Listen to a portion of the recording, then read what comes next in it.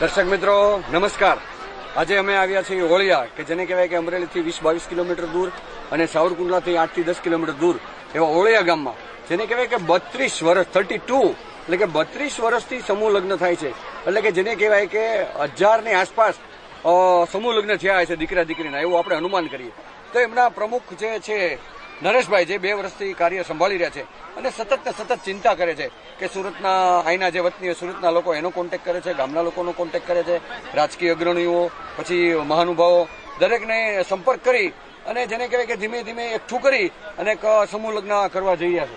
તો સમૂહ લગ્ન આજે આપણે 32મો સમૂહ લગ્ન ચાલી રહ્યો છે અને એ જે પરિપૂર્ણ થયો છે તો શું કહેશો?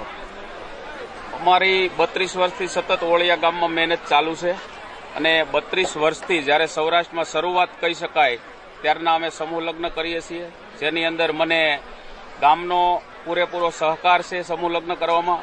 અગાઉ ટ્રસ્ટ હતું એમને પણ ગામનો સહકાર હતો, આજે મને પણ સમૂહ લગ્ન કરવામાં ગામનો પૂરો સહકાર છે। મારા ગામના સુરત અને અમદાવાદ જે લોકો સ્થાયી થયા છે તેઓનો પણ સહકાર મળે છે અને ગામના લોકોનો એટલો બધો સહકાર છે કે આજે 16 લગ્ન એટલે 32 વરઘોડિયા થાય, જેમના એક એક ઘરે મારા ઓળિયા ગામની અંદર ઉતારા હતા। જે ગામનો પૂરો સહકાર હોય તો જ એ વસ્તુ શક્ય બને। એક એક વ્યક્તિના ઘરે ઉતારા લઈ આપી અને અમે સમૂહ લગ્નનું આયોજન જે કરીએ છીએ અને આવું અમે 32 વર્ષથી ચલાવીએ છીએ। 32 વર્ષથી ગુજરાતમાં માત્ર ને માત્ર ઓળિયા ગામની અંદર ઉતારાથી લઈને બધી સુવિધા આપવામાં આવે છે, નહીતર સમૂહ લગ્ન તો એવા હોય કે અહીંયા આવ્યા, સવારે હાજર થયા અને લગ્ન પૂર્ણ થયા। અમારી સિસ્ટમ આખી જુદી પ્રકારની છે ગુજરાત સમૂહ લગ્નની અંદર કે સવારે મહેમાનો આવે જેમ ઘેરે મેરેજ હોય એવી જ રીતે અમે ઉતારા આપીએ છીએ, વરઘોડા કઢાવીએ છીએ, વરઘોડાની અંદર ડીજે પણ હોય છે અને વ્યવસ્થિત વરઘોડા અહીંયા પહોંચાડી અને અમે લગ્ન ઉત્સવ પૂરો કરીએ છીએ અને જેની અંદર મંડપ સેવા હોય, આજુબાજુના મારા નજીકના બધા જ ગામના સ્વયંસેવકોનો મને બહુ પૂરેપૂરો સહકાર મળે છે, જેને લઈ અને આ મારા સમૂહ લગ્ન આજે 32 વર્ષથી સફળતાના શિરે પહોંચે છે। એના જો કાંઈ કારણ હોય તો મારી જે 25 જણાની ટીમ છે, અમારું 25નું રજીસ્ટ્રેશન ટ્રસ્ટ છે, જે 25-25ની સુરત અમદાવાદ હોય અહીંયા હોય બધાની પૂરી મહેનત છે અને ગામનો સહકાર છે અને વધારેમાં વધારે દાતાશ્રીઓ અને સ્વયંસેવકો આજુબાજુના ગામના છે એનો વધારેમાં વધારે આભાર માનું છું, કારણ કે જેને લઈ અને આજે આ સમૂહ લગ્ન 32મો અમે પૂર્ણ કર્યો અને આવતા વર્ષે 33મો સમૂહ લગ્ન અમે કરવા જઈ રહ્યા છીએ। પણ જેની અંદર આવતા સમયમાં મારી 25ની જે ટ્રસ્ટ છે, જે ટીમ છે એની મહેનત છે અને આવતા વર્ષ માટે ઘણું મારે દાન આવ્યું છે અને આવતા વર્ષે વધારેમાં વધારે લગ્ન થાય ઓળિયા ગામે એવી હું અને મારા ટ્રસ્ટના બધા જ સદસ્યો મહેનત કરી અને 33મો સમૂહ લગ્ન પણ આવતા વર્ષે સફળ થાય એવી અમારી સંપૂર્ણ ટીમની તૈયારી છે। બિલકુલ, ખાસ કરીને 16 દીકરી અને 16 દીકરા જે મને 16 પરિવારો એક બનાવવા જઈ રહ્યા છે, તો કેવા મનથી કેવા દિલથી આપ આશીર્વાદ આપો છો, સંસ્કાર આપો છો કે કરિયાવર આપો છો વગેરે વગેરે, જે આપણા મનની અંદર એક ઉલ્લેખ કર્યો આપે કે ઘરની ઘોડે કે આપણા ઘરના જ લગ્ન છે એ રીતે એને જેને કહેવાય કે રાજકીય અગ્રણીઓ, ધાર્મિક અગ્રણીઓ દરેક આવી અને એક દીકરીના લગ્નમાં હાજરી આપી છે, તો શું કહેશો? દીકરીઓને અમારી સિસ્ટમ મુજબ અમે રાજકીય માણસો, ધાર્મિક માણસો અને સાધુ સંતોના વરદ હસ્તે દીપ પ્રાગટ્ય કરી અને લગ્ન ઉત્સવ એટલે હમણાં જ બેને પ્રવચનમાં કીધું હતું, લગ્ન ઉત્સવ એ મહાન ઉત્સવ કહેવાય। એ ઉત્સવને અમે સાધુ સંતોના વરદ હસ્તે પ્રાગટ્ય કરી અને અમે અમારું કાર્ય આગળ ચલાવીએ છીએ અને દીકરીઓને સંતોષ થાય એટલો અમે કરિયાવર આપીએ છીએ અને જે જમવાનું ઘેરે મેરેજ હોય અને જેમ ડીશની અંદર 20 આઈટમ હોય એવી જ રીતે અમે રસોડાની અંદર ડીશ તમે અમારી જોવો તો અંદર 20 આઈટમ હશે, એટલે જમવામાં પણ સંતોષ થાય અને દીકરીઓને કરિયાવરમાં સંતોષ થાય અને અમારી સિસ્ટમ કંકોત્રીથી લઈ અને જૂની પરંપરા મુજબ જેમ પેલું પાનેતર આપતા એમ પાનેતર અને કંકોત્રી આપી અને અમે અમારા લગ્નની શુભ શરૂઆત કરીએ છીએ અને આ અમારા 32 વર્ષથી આવી જ રીતે લગ્ન થાય છે અને આવતા સમયમાં આવી રીતે થાય એવું અમારું આગવું આયોજન પણ છે।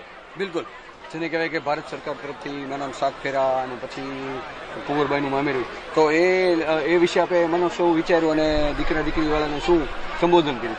અમે ગયા વર્ષે પણ મેરેજ સર્ટી અહીંયાથી આપ્યા હતા, મેરેજ સર્ટી અમે સાથે આપીએ છીએ અને દર વર્ષે કુંવરબાઈનું મામેરું મળે દીકરીઓને, અને સમાજ કલ્યાણમાંથી પણ દીકરીઓને સરકાર તરફથી જે પૈસા મળે એને માટે અમારો સંપૂર્ણ ગયા વર્ષે સહયોગ હતો. આ વર્ષે પણ એને જ્યાં કાંઈ જરૂર પડશે ત્યાં ઓનલાઈન ફોર્મ ભરવા પડે તો અમે ભરશું, અને એમને પણ કહેશું, અને જ્યાં અમારી જરૂર પડે રાજકીય લેવલ બાબતે જરૂર પડશે તો અમે રાજકીય કાંઈ કરવું પડે તો કરી, અને દીકરીઓને સરકારમાંથી સંપૂર્ણ એને ન્યાય મળે એવા અમારા સંપૂર્ણ પ્રયાસ છે. ખાસ કરીને 33માં સમૂહ લગ્ન આપ કરવા જઈ રહ્યા છો, અને આપે કીધું કે ભાઈ મને ઓળિયા ગામના લોકોએ કોઈ એ લગ્નની તારીખ રાખવાની નથી, તો એ તારીખ અમારા દર્શક મિત્રોને, તેમના લેવા પટેલ સમાજને, ઓળિયા ગામ પટેલ સેવા સમાજને આપ જાણ કરશો. એ તારીખ અમે આ વર્ષે એ માટે જાહેરાત કરીએ છીએ કે મારા ગામની અંદર કોઈ એ તારીખ ન લે, જેથી મારું સમગ્ર ગામ અહીંયા કામથી લઈ અને બધામાં મને સહકાર કરી શકે. અને આ વર્ષે અમે બધાને ફરીથી આમંત્રણ આપ્યું છે કે આવતા વર્ષે 12/2/2026 તારીખ લીધી છે, તો સર્વ મહેમાનો અને રાજકીય માણસો, સાધુ સંતો પધારે એવી અમે તારીખ લઈ અને બધાને ભાવભર્યું આમંત્રણ આપીએ છીએ. આવતા વર્ષની તારીખ અમે તારીખ 12 બીજો મહિનો અને 2026 33માં સમૂહ લગ્નનું આયોજન અમે કરી રહ્યા છીએ, જેની અંદર અમે બધા જને ભાવભર્યું આમંત્રણ આપ્યું છે કે 12 તારીખ બીજો મહિનો અને 2026માં ફરીથી આ સ્ટેજ ઉપર અને આ ગ્રાઉન્ડની અંદર અમારા 33માં સમૂહ લગ્ન સમારોહ સફળ નીવડે એ માટે આપ હાજરી આપો એવી અમે એમને હૃદયપૂર્વક આમંત્રણ આપીએ છીએ. ખાસ છેલ્લો પ્રશ્ન, જેને કહેવાય કે રામ ભગવાનનો જ્યારે સેતુ બનતો હતો ત્યારે ખિસકોલીએ પણ મદદ કરી. એક સામાન્યમાં નાના વ્યક્તિ કે સ્વયંસેવકો કે બ્રહ્મદેવો કે દરેકે જે મહેનત કરી છે, એક જહેમત ઉઠાવી છે કે આ લગ્નનો યજ્ઞ જે પૂર્ણ કરવા જઈ રહ્યા છો, તો કેવો દિલથી ને કેવા મનથી આભાર વ્યક્ત કરશો? જેમ સેતુબંધ બન્યો અને ખિસકોલીએ 5 કાંકરી મૂકી અને સેતુબંધમાં જેમ રામ સફળ ગયા, એવી જ રીતે અહીંયા અમારા ગામની અંદર બધા જ દાતાઓએ દાન આપ્યું છે. ગામના દાતાઓ છે, બહારના છે, જેનીથી જે દાન દેવાય એવું દાન આપ્યું છે. પણ દાન એ તો દાન કહેવાય, 5 રૂપિયા હોય કે 5 લાખ હોય, દાન એને દાન કહેવાય. પણ બધાના દાનના સહકારથી આ કાર્ય સફળ બન્યું છે. કેવું લાગ્યું એમ પૂછ્યું? High time. દર્શક મિત્રો નમસ્કાર.